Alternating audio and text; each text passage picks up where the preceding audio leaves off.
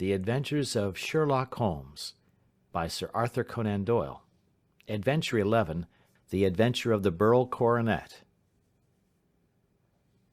"Holmes," said I, as I stood one morning in our bow window looking down the street, "here is a madman coming along. It seems rather sad that his relatives should allow him to come out alone." My friend rose lazily from his armchair and stood with his hands in the pockets of his dressing gown, looking over my shoulder. It was a bright, crisp February morning, and the snow of the day before still lay deep upon the ground, shimmering brightly in the wintry sun. Down the centre of Baker Street it had been ploughed into a brown crumbly band by the traffic, but at either side and on the heaped-up edges of the footpaths it still lay as white as when it fell. The grey pavement had been cleaned and scraped, but was still dangerously slippery, so that there were fewer passengers than usual. Indeed, from the direction of the Metropolitan Station no one was coming save the single gentleman whose eccentric conduct had drawn my attention. He was a man of about 50, tall, portly, and imposing, with a massive, strongly marked face and a commanding figure. He was dressed in a sombre yet rich style, in black frock coat, shining hat, neat brown gaiters, and well-cut pearl-grey trousers. Yet his actions were in absurd contrast to the dignity of his dress and features, for he was running hard, with occasional little springs such as a weary man gives who is little accustomed to set any tax upon his legs. As he ran he jerked his hands up and down, waggled his head, and writhed his face into the most extraordinary contortions. "What on earth can be the matter with him?"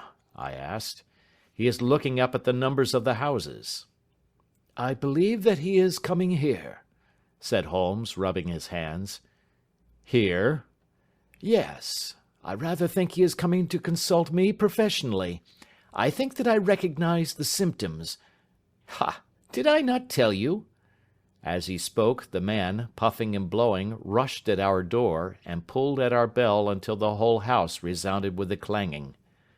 A few moments later he was in our room, still puffing, still gesticulating, but with so fixed a look of grief and despair in his eyes that our smiles were turned in an instant to horror and pity.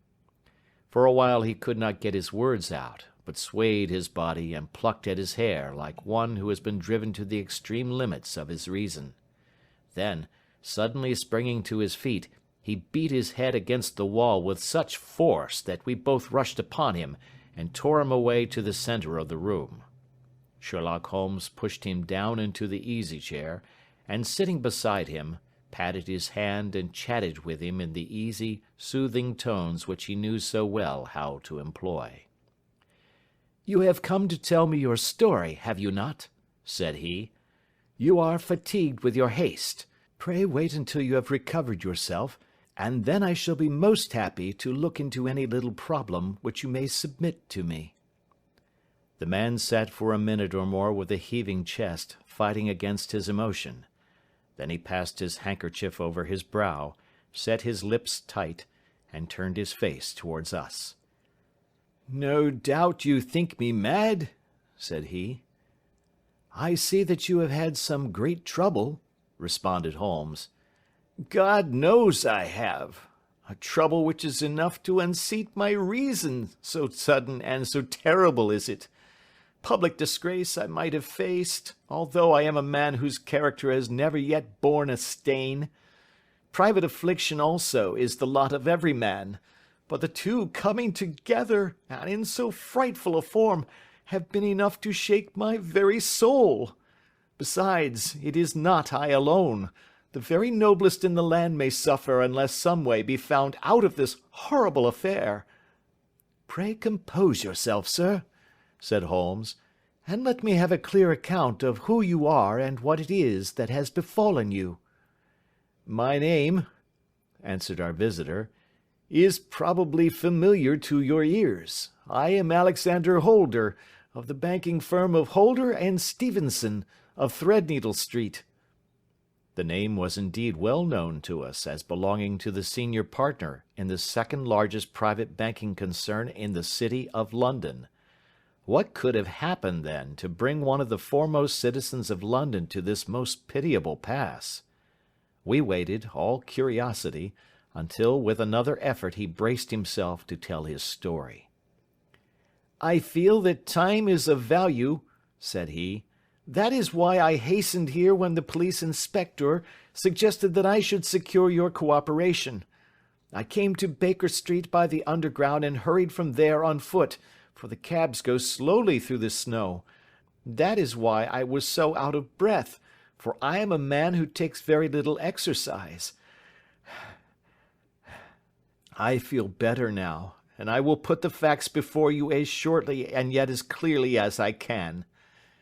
It is, of course, well known to you that in a successful banking business as much depends upon our being able to find remunerative investments for our funds as upon our increasing our connection and the number of our depositors.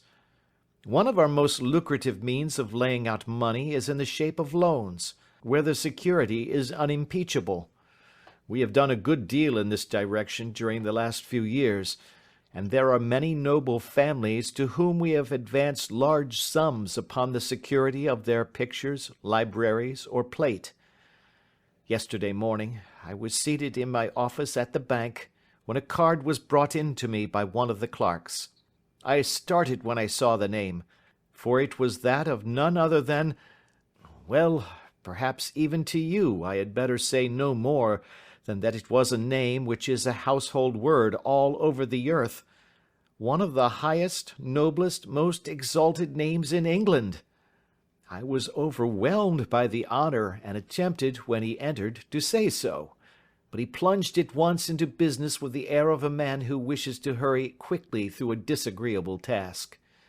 "Mr. Holder," said he, "I have been informed that you are in the habit of advancing money." "The firm does so when the security is good," I answered. "It is absolutely essential to me," said he, "that I should have £50,000 at once. I could, of course, borrow so trifling a sum 10 times over from my friends, but I much prefer to make it a matter of business, and to carry out that business myself. In my position you can readily understand that it is unwise to place oneself under obligations." "For how long, may I ask, do you want this sum?" I asked. "Next Monday I have a large sum due to me, and I shall then most certainly repay what you advance, with whatever interest you think it right to charge. But it is very essential to me that the money should be paid at once." "I should be happy to advance it without further parley from my own private purse," said I, "were it not that the strain would be rather more than it could bear. If, on the other hand, I am to do it in the name of the firm, then in justice to my partner I must insist that, even in your case, every businesslike precaution should be taken." "I should much prefer to have it so," said he, raising up a square black morocco case which he had laid beside his chair. "You have doubtless heard of the Burrell coronet?" "One of the most precious public possessions of the empire," said I. "Precisely." He opened the case, and there, embedded in soft flesh-coloured velvet, lay the magnificent piece of jewellery which he had named. "There are 39 enormous Burrells," said he, "and the price of the gold chasing is incalculable. The lowest estimate would put the worth of the coronet at double the sum which I have asked. I am prepared to leave it with you as my security." I took the precious case into my hands, and looked in some perplexity from it to my illustrious client. "You doubt its value?" he asked. "Not at all. I only doubt—" "The propriety of my leaving it. You may set your mind at rest about that. I should not dream of doing so were it not absolutely certain that I should be able in 4 days to reclaim it. It is a pure matter of form. Is the security sufficient?" "Ample." "You understand, Mr. Holder, that I am giving you a strong proof of the confidence which I have in you, founded upon all that I have heard of you. I rely upon you not only to be discreet and to refrain from all gossip upon the matter, but, Above all, to preserve this coronet with every possible precaution, because I need not say that a great public scandal would be caused if any harm were to befall it. Any injury to it would be almost as serious as its complete loss, for there are no beryls in the world to match these, and it would be impossible to replace them. I leave it with you, however, with every confidence, and I shall call for it in person on Monday morning." Seeing that my client was anxious to leave, I said no more, but, calling for my cashier, I ordered him to pay over 50 £1,000 notes. When I was alone once more, however, with the precious case lying upon the table in front of me, I could not but think with some misgivings of the immense responsibility which it entailed upon me. There could be no doubt that, as it was a national possession, a horrible scandal would ensue if any misfortune should occur to it. I already regretted having ever consented to take charge of it. However, it was too late to alter the matter now, so I locked it up in my private safe and turned once more to my work. When evening came, I felt that it would be an imprudence to leave so precious a thing in the office behind me. Bankers' safes have been forced before now, and why should not mine be? If so, how terrible would be the position in which I should find myself! I determined, therefore, that for the next few days I would always carry the case backward and forward with me, so that it might never be really out of my reach. With this intention, I called a cab and drove out to my house at Streatham, carrying the jewel with me. I did not breathe freely until I had taken it upstairs and locked it in the bureau of my dressing-room. And now, a word as to my household, Mr. Holmes, for I wish you to thoroughly understand the situation. My groom and my page sleep out of the house, and may be set aside altogether. I have 3 maidservants who have been with me a number of years, and whose absolute reliability is quite above suspicion. Another, Lucy Parr, the second waiting-maid, has only been in my service a few months. She came with an excellent character, however, and has always given me satisfaction. She is a very pretty girl, and has attracted admirers, who have occasionally hung about the place.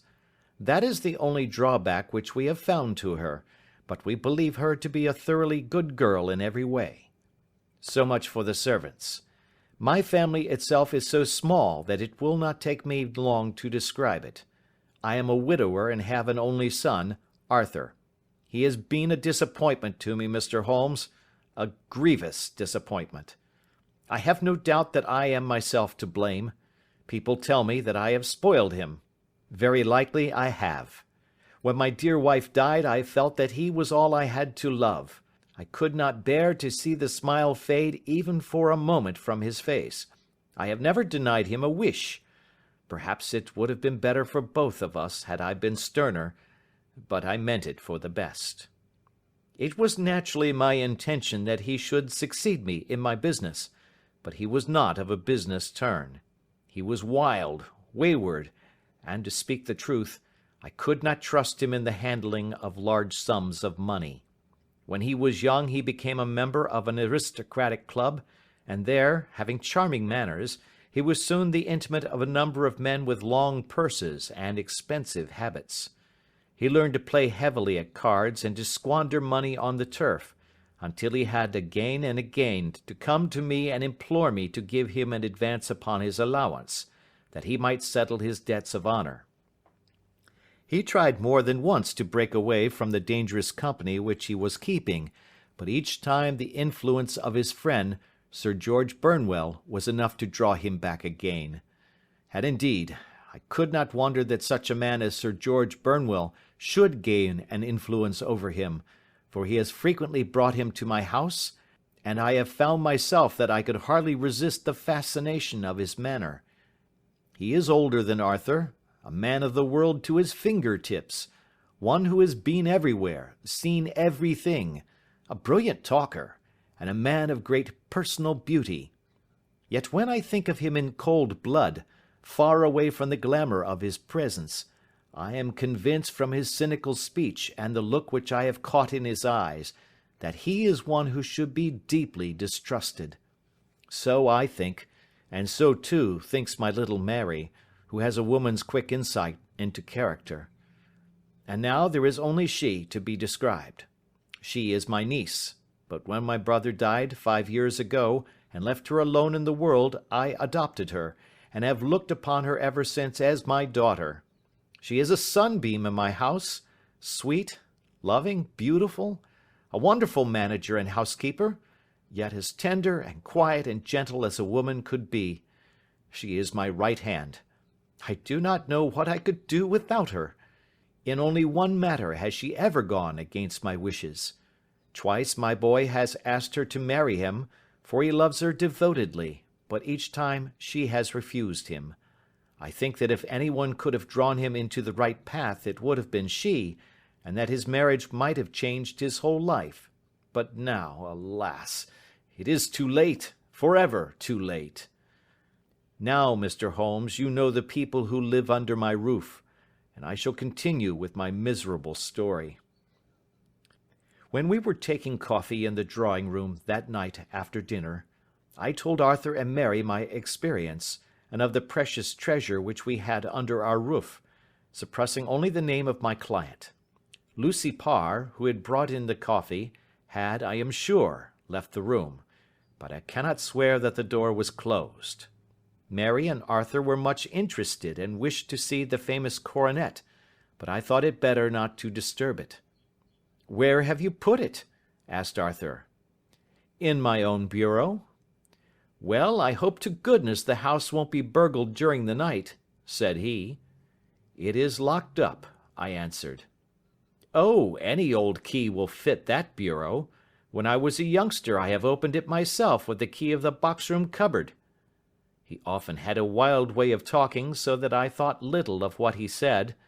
He followed me to my room, however, that night with a very grave face. "Look here, Dad," said he, with his eyes cast down, "can you let me have £200? "No, I cannot," I answered sharply. "I have been far too generous with you in money matters." "You have been very kind," said he, "but I must have this money, or else I can never show my face inside the club again." "And a very good thing too," I cried. "Yes, but you would not have me leave it a dishonoured man," said he. "I could not bear the disgrace. I must raise the money in some way, and if you will not let me have it, then I must try other means." I was very angry, for this was the third demand during the month. "You shall not have a farthing from me," I cried, on which he bowed and left the room without another word. When he was gone, I unlocked my bureau, made sure that my treasure was safe, and locked it again. Then I started to go round the house to see that all was secure, a duty which I usually leave to Mary, but which I thought it well to perform myself that night.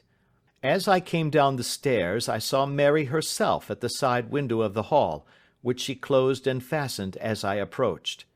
"Tell me, Dad," said she, looking, I thought, a little disturbed, "did you give Lucy the maid leave to go out tonight?" "Certainly not. She came in just now by the back door. I have no doubt that she has only been to the side gate to see someone, but I think that it is hardly safe and should be stopped." "You must speak to her in the morning, or I will if you prefer it. Are you sure that everything is fastened?" "Quite sure, Dad." "Then, good night." I kissed her and went up to my bedroom again, where I was soon asleep. I am endeavouring to tell you everything, Mr. Holmes, which may have any bearing upon the case, but I beg that you will question me upon any point which I do not make clear. "On the contrary, your statement is singularly lucid." "I come to a part of my story now in which I should wish to be particularly so. I am not a very heavy sleeper, and the anxiety in my mind tended, no doubt, to make me even less so than usual. About 2 in the morning, then, I was awakened by some sound in the house. It had ceased ere I was wide awake, but it had left an impression behind it as though a window had gently closed somewhere. I lay listening with all my ears. Suddenly, to my horror, there was a distinct sound of footsteps moving softly in the next room. I slipped out of bed, all palpitating with fear, and peeped round the corner of my dressing-room door. "Arthur!" I screamed. "You villain! You thief! How dare you touch that coronet?" The gas was half up, as I had left it, and my unhappy boy, dressed only in his shirt and trousers, was standing beside the light, holding the coronet in his hands. He appeared to be wrenching at it, or bending it with all his strength. At my cry he dropped it from his grasp and turned as pale as death. I snatched it up and examined it. One of the gold corners, with 3 of the beryls in it, was missing. "You blackguard!" I shouted, beside myself with rage. "You have destroyed it! You have dishonored me forever! Where are the jewels which you have stolen?" "Stolen?" he cried. "Yes, thief!" I roared, shaking him by the shoulder. "There are none missing. There cannot be any missing," said he. "There are 3 missing, and you know where they are. Must I call you a liar as well as a thief? Did I not see you trying to tear off another piece?" "You have called me names enough," said he. "I will not stand it any longer. I shall not say another word about this business, since you have chosen to insult me. I will leave your house in the morning, and make my own way in the world." "You shall leave it in the hands of the police!" I cried, half mad with grief and rage. "I shall have this matter probed to the bottom." "You shall learn nothing from me," said he, with a passion such as I should not have thought was in his nature. "If you choose to call the police, let the police find what they can." By this time the whole house was astir, for I had raised my voice in my anger. Mary was the first to rush into my room, and, at the sight of the coronet and of Arthur's face, she read the whole story, and, with a scream, fell down senseless on the ground. I sent the housemaid for the police, and put the investigation into their hands at once. When the inspector and a constable entered the house, Arthur, who had stood sullenly with his arms folded, asked me whether it was my intention to charge him with theft. I answered that it had ceased to be a private matter, but had become a public one, since the ruined coronet was national property. I was determined that the law should have its way in everything. "At least," said he, "you will not have me arrested at once. It would be to your advantage as well as mine if I might leave the house for 5 minutes." "That you may get away, and perhaps that you may conceal what you have stolen," said I. And then, realizing the dreadful position in which I was placed, I implored him to remember that not only my honor but that of one who was far greater than I was at stake, and that he threatened to raise a scandal which would convulse the nation. He might avert it all if he would but tell me what he had done with the 3 missing stones. "You may as well face the matter," said I. "You have been caught in the act, and no confession could make your guilt more heinous. If you but make such reparation as is in your power, by telling us where the beryls are, all shall be forgiven and forgotten." "Keep your forgiveness for those who ask for it," he answered, turning away from me with a sneer. I saw that he was too hardened for any words of mine to influence him. There was but one way for it. I called in the inspector and gave him into custody.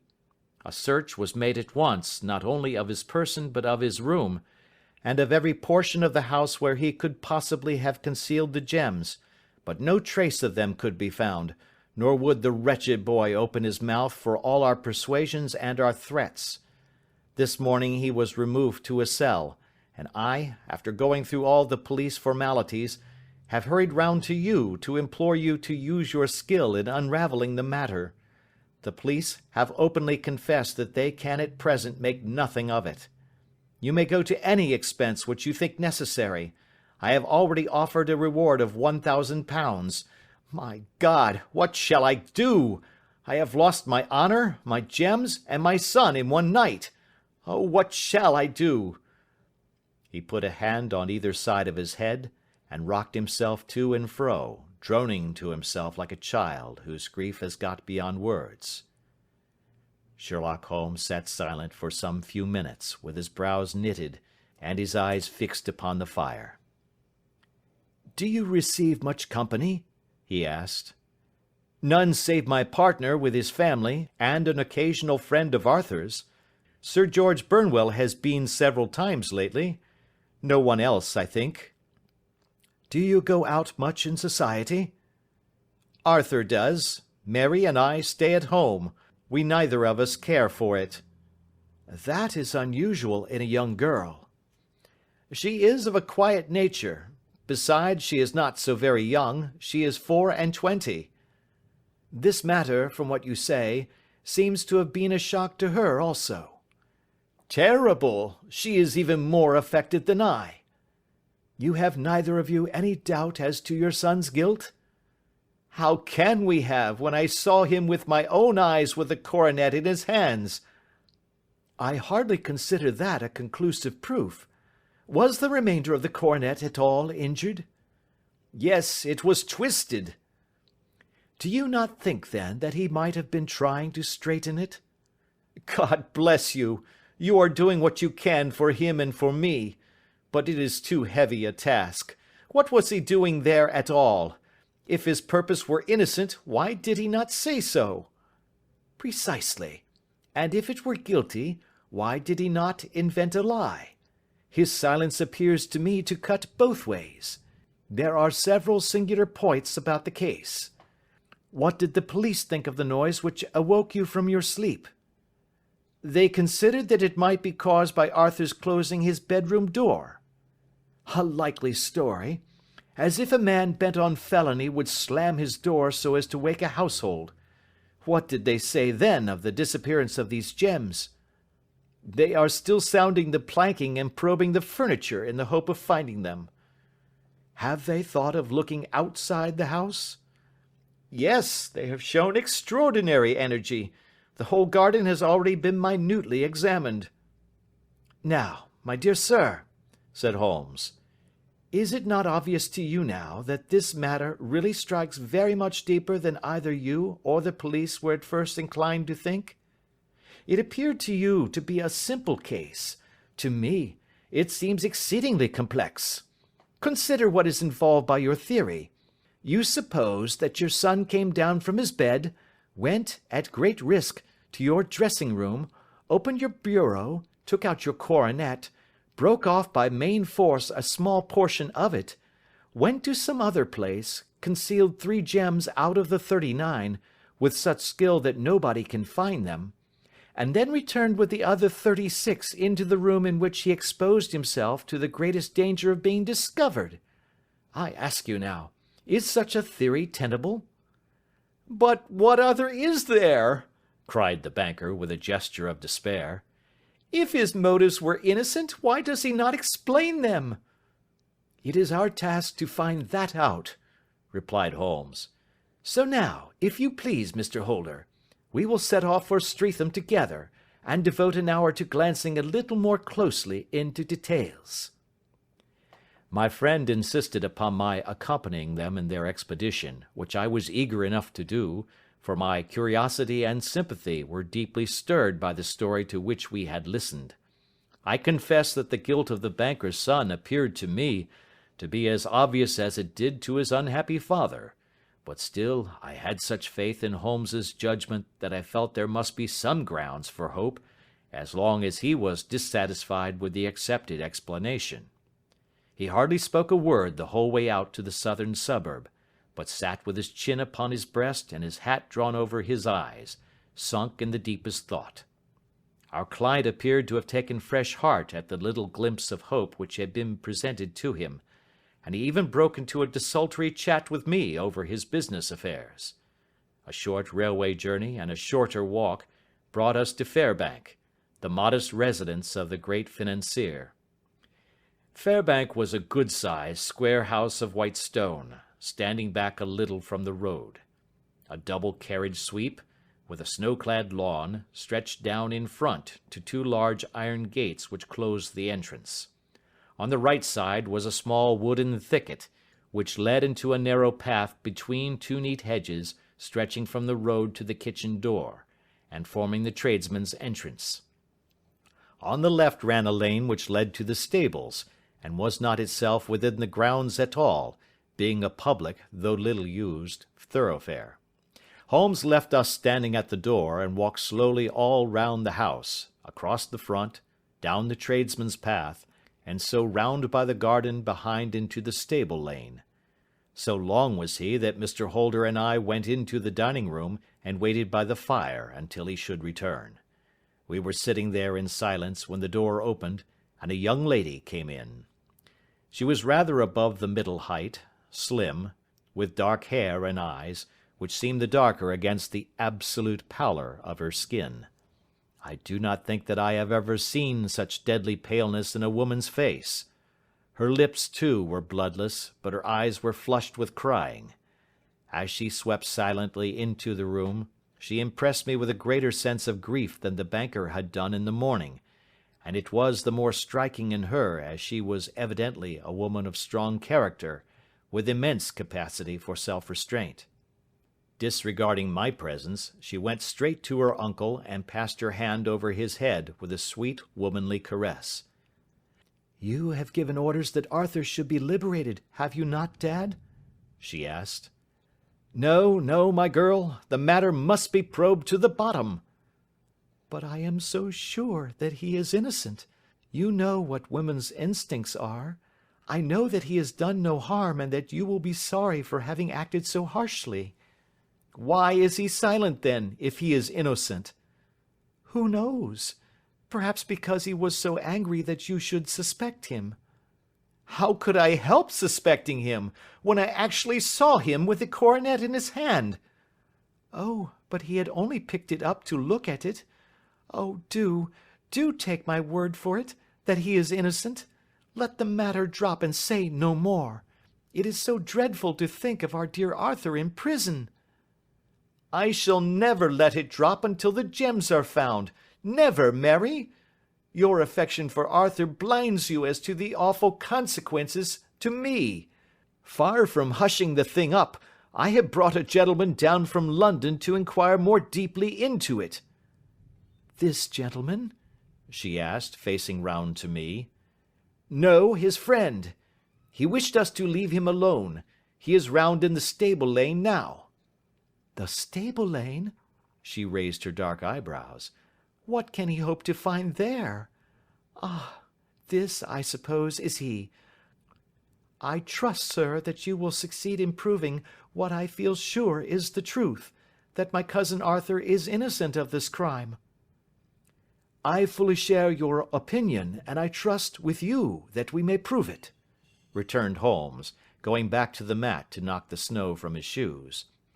"I believe I have the honour of addressing Miss Mary Holder. Might I ask you a question or two?" "Pray do, sir, if it may help to clear this horrible affair up." "You heard nothing yourself last night?" "Nothing, until my uncle here began to speak loudly. I heard that, and I came down." "You shut up the windows and doors the night before. Did you fasten all the windows?" "Yes." "Were they all fastened this morning?" "Yes." "You have a maid who has a sweetheart. I think that you remarked to your uncle last night that she had been out to see him?" "Yes, and she was the girl who waited in the drawing-room, and who may have heard uncle's remarks about the coronet." "I see. You infer that she may have gone out to tell her sweetheart, and that the two may have planned the robbery."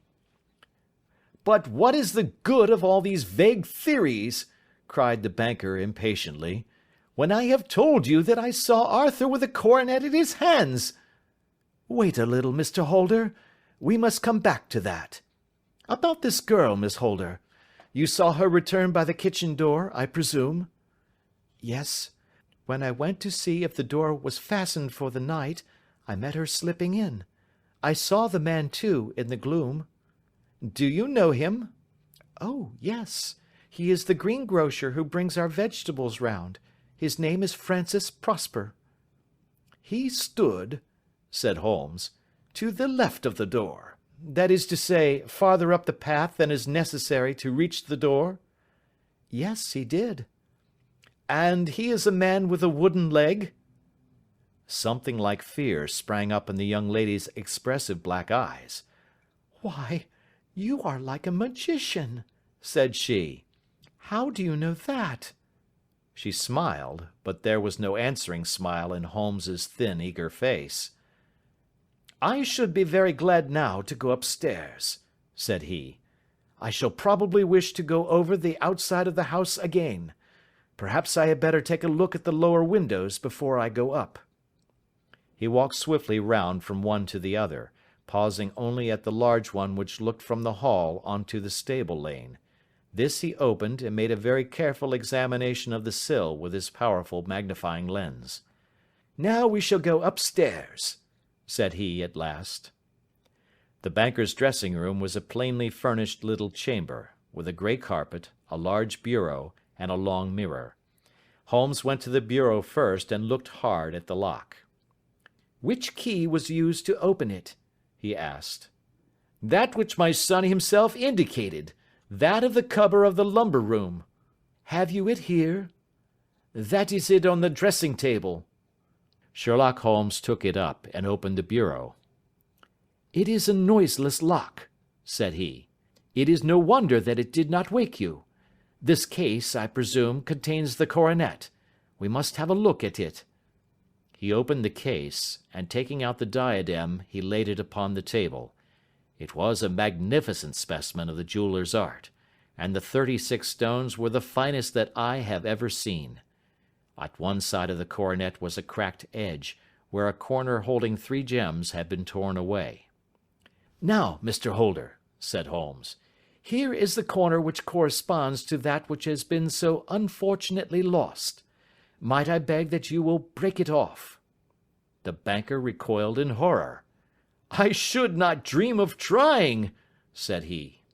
"Then I will." Holmes immediately bent his strength upon it, but without result. "I feel it give a little," said he, "but though I am exceptionally strong in the fingers, it would take all my time to break it. An ordinary man could not do it.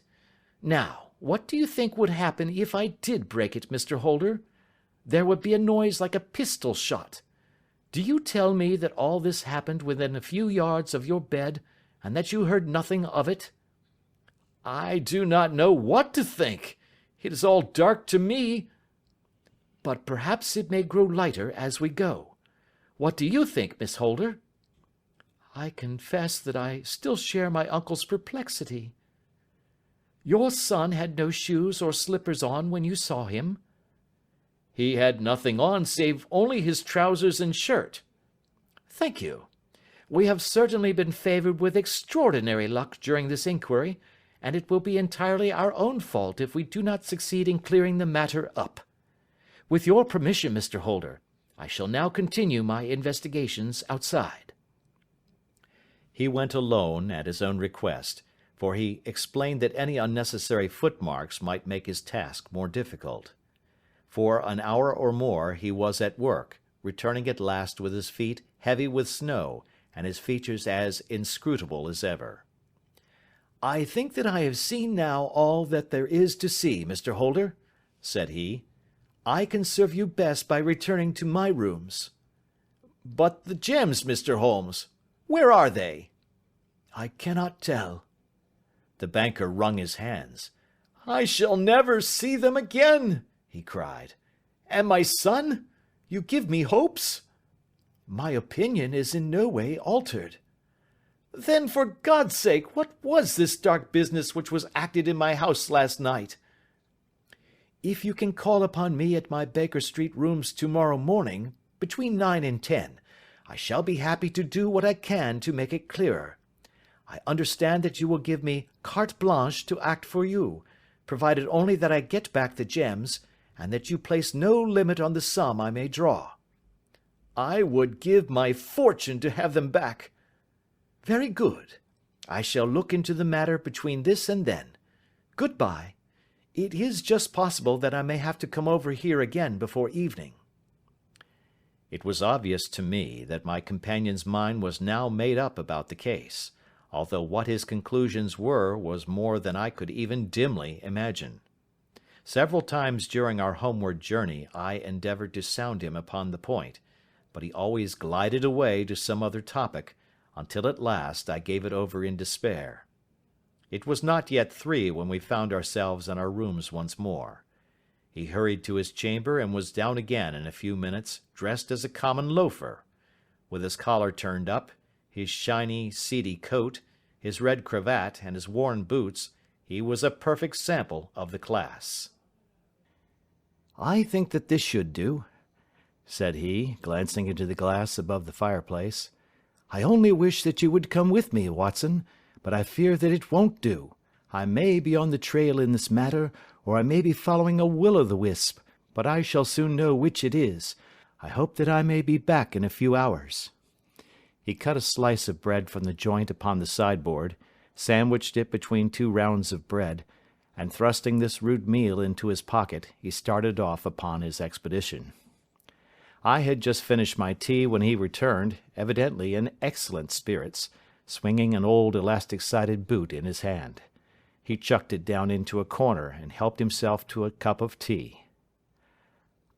"I only looked in as I passed," said he. "I'm going right on." "Where to?" "Oh, to the other side of the West End. It may be some time before I get back. Don't wait up for me in case I should be late." "How are you getting on?" "Oh, so-so. Nothing to complain of.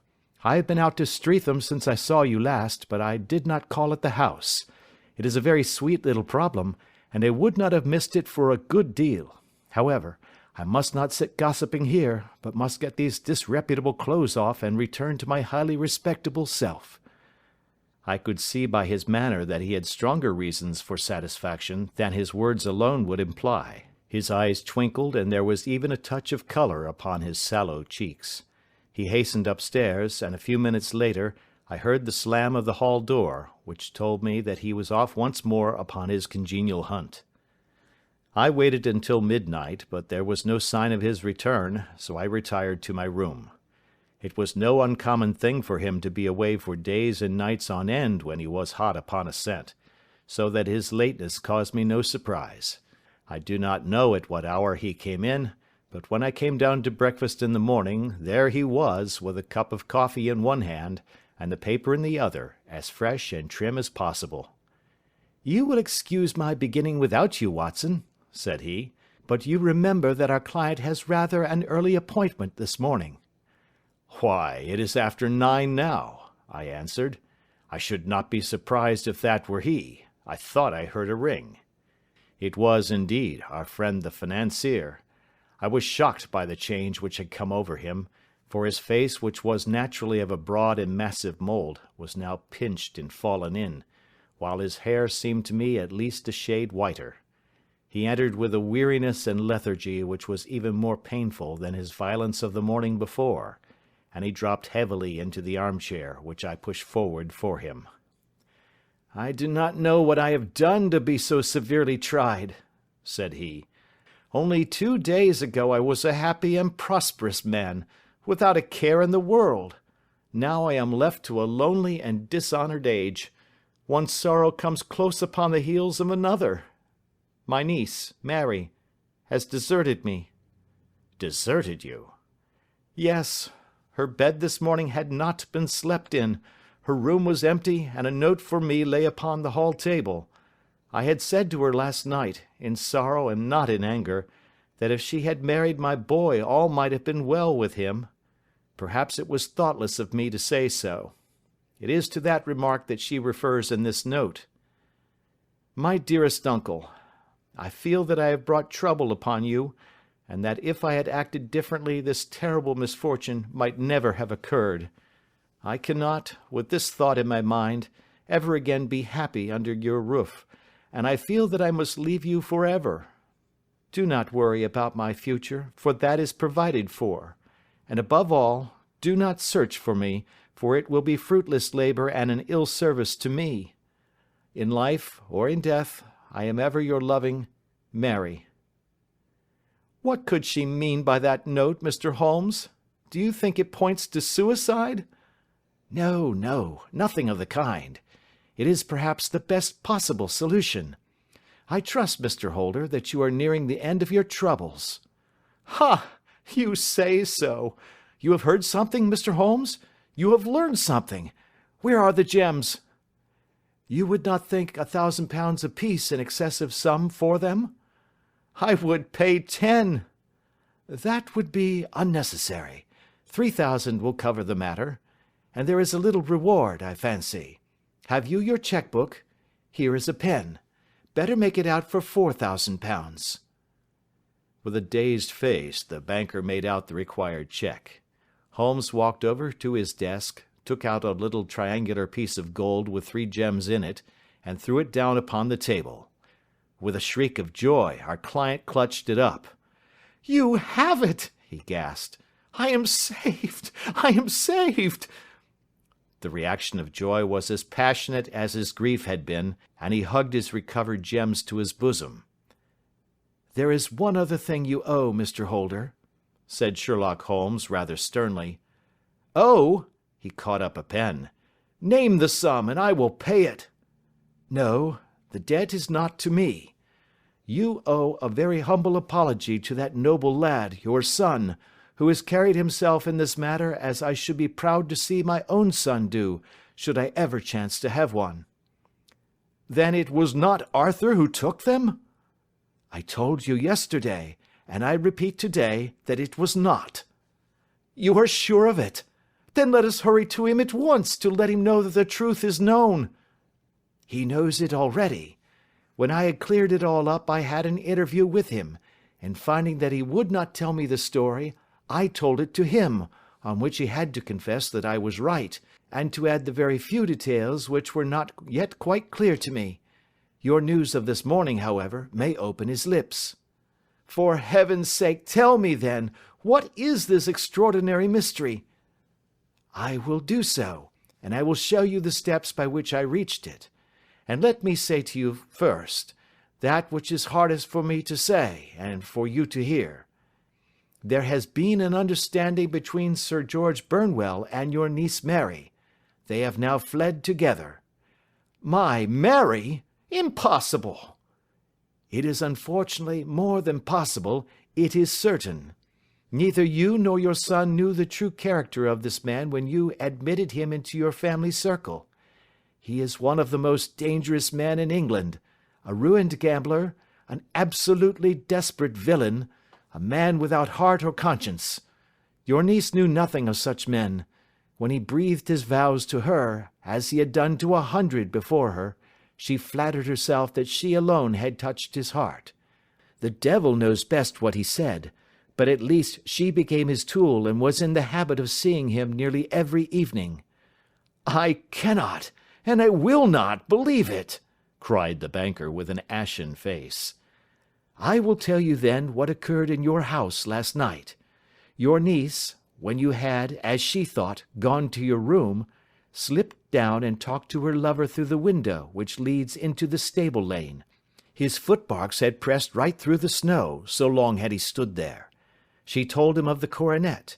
His wicked lust for gold kindled at the news, and he bent her to his will. I have no doubt that she loved you, but there are women in whom the love of a lover extinguishes all other loves, and I think that she must have been one.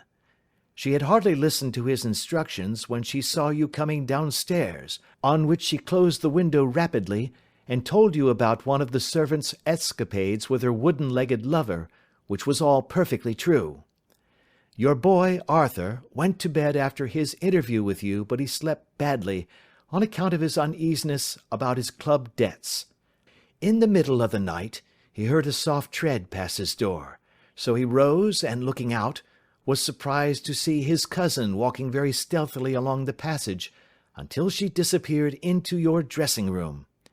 Petrified with astonishment, the lad slipped on some clothes and waited there in the dark to see what would come of this strange affair. Presently she emerged from the room again, and in the light of the passage lamp your son saw that she carried the precious coronet in her hands.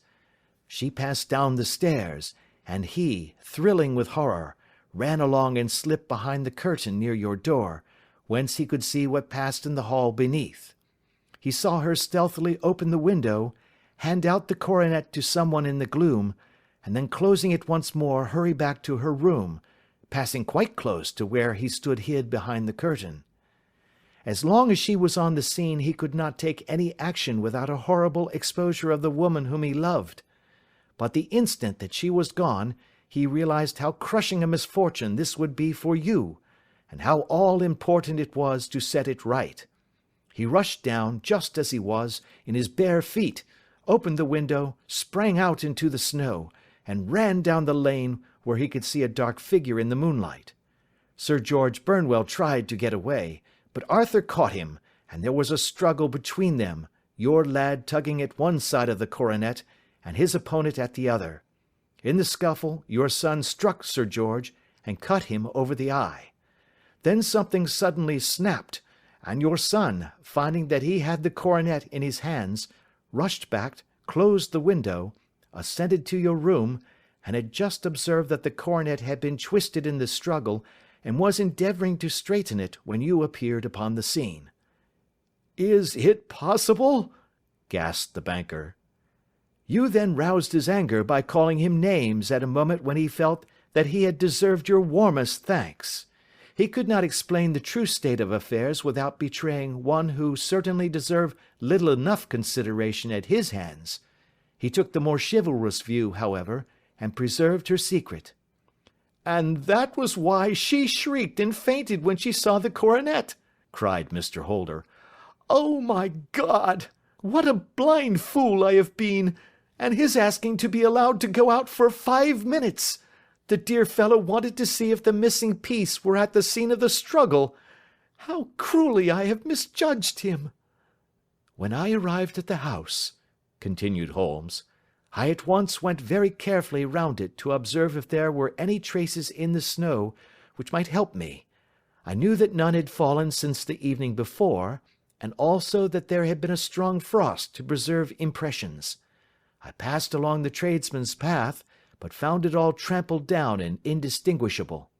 Just beyond it, however, at the far side of the kitchen door, a woman had stood and talked with a man, whose round impressions on one side showed that he had a wooden leg. I could even tell that they had been disturbed, for the woman had run back swiftly to the door, as was shown by the deep toe and light heel marks, while Woodenleg had waited a little, and then had gone away. I thought at the time that this might be the maid and her sweetheart, of whom you had already spoken to me, and inquiry showed it was so. I passed round the garden without seeing anything more than random tracks, which I took to be the police. But when I got into the stable lane, a very long and complex story was written in the snow in front of me. There was a double line of tracks of a booted man, and a second double line which I saw with delight belonged to a man with naked feet. I was at once convinced from what you had told me that the latter was your son. The first had walked both ways, but the other had run swiftly, and as his tread was marked in places over the depression of the boot, it was obvious that he had passed after the other. I followed them up, and found they led to the hall window, where Boots had worn all the snow away while waiting. Then I walked to the other end, which was 100 yards or more down the lane. I saw where Boots had faced round, where the snow was cut up as though there had been a struggle, and finally, where a few drops of blood had fallen to show me that I was not mistaken. Boots had then run down the lane, and another little smudge of blood showed that it was he who had been hurt. When he came to the high road at the other end, I found that the pavement had been cleared, so there was an end to that clue. On entering the house, however, I examined, as you remember, the sill and framework of the hall window with my lens, and I could at once see that someone had passed out. I could distinguish the outline of an instep where the wet foot had been placed in coming in. I was then beginning to be able to form an opinion as to what had occurred. A man had waited outside the window, someone had brought the gems, the deed had been overseen by your son, he had pursued the thief, had struggled with him, they had each tugged at the coronet, their united strength causing injuries which neither alone could have effected. He had returned with the prize, but had left a fragment in the grasp of his opponent. So far I was clear. The question now was, who was the man, and who was it brought him the coronet? It is an old maxim of mine that when you have excluded the impossible, whatever remains, however improbable, must be the truth. Now, I knew that it was not you who had brought it down, so there only remained your niece and the maids. But if it were the maids, why should your son allow himself to be accused in their place? There could be no possible reason. As he loved his cousin, however, there was an excellent explanation why he should retain her secret, the more so as the secret was a disgraceful one. When I remembered that you had seen her at that window, and how she had fainted on seeing the coronet again, my conjecture became a certainty. And who could it be who was her confederate? A lover, evidently, for who else could outweigh the love and gratitude which she must feel to you? I knew that you went out little, and that your circle of friends was a very limited one, but among them was Sir George Burnwell. I had heard of him before as being a man of evil reputation among women. It must have been he who wore those boots and retained the missing gems. Even though he knew that Arthur had discovered him, he might still flatter himself that he was safe, for the lad could not say a word without compromising his own family. Well, your own good sense will suggest what measures I took next. I went in the shape of a loafer to Sir George's house, managed to pick up an acquaintance with his valet, learned that his master had cut his head the night before, and finally, at the expense of 6 shillings, made all sure by buying a pair of his cast-off shoes. With these I journeyed down to Streatham and saw that they exactly fitted the tracks. "I saw an ill-dressed vagabond in the lane yesterday evening," said Mr. Holder. "Precisely. It was I. I found that I had my man, so I came home and changed my clothes. It was a delicate part which I had to play then, for I saw that a prosecution must be avoided to avert scandal, and I knew that so astute a villain would see that our hands were tied in the matter. I went and saw him. At first, of course, he denied everything, but when I gave him every particular that had occurred, he tried to bluster and took down a life-preserver from the wall. I knew my man, however, and I clapped a pistol to his head before he could strike. Then he became a little more reasonable. I told him that we would give him a price for the stones he held, £1,000 apiece. That brought out the first signs of grief that he had shown. 'Why, dash it all,' said he, 'I've let them go at 600 for the 3.